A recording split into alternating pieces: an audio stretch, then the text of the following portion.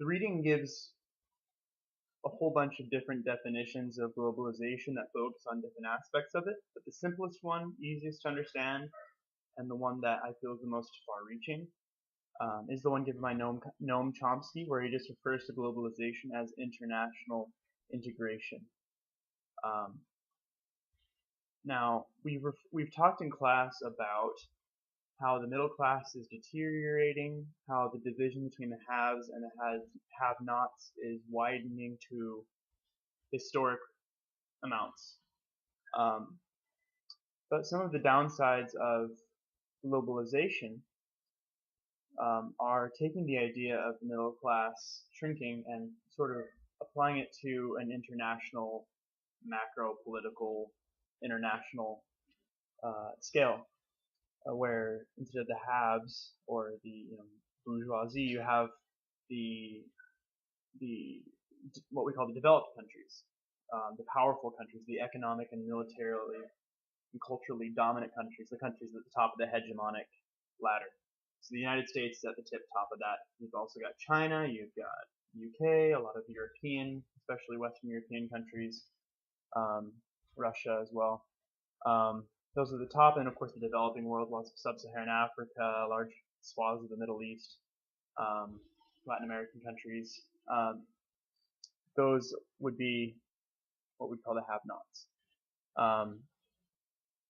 The way globalization is working is it's reinforcing the power and the hegemonic authority of the powerful countries.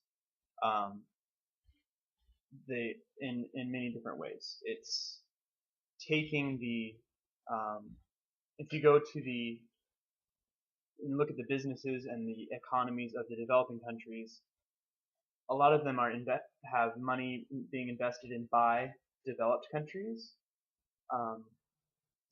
and even owned by people from developed countries.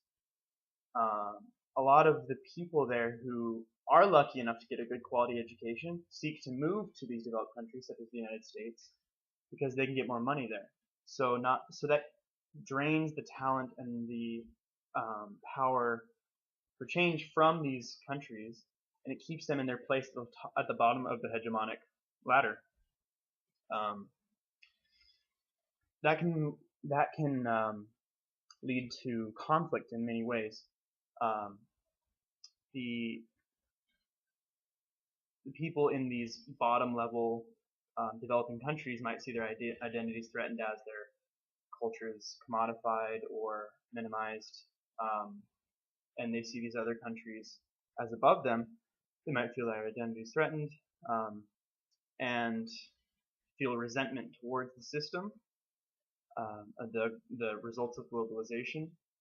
And it's interesting how it talked about the formation of the World Trade Organization and related organizations.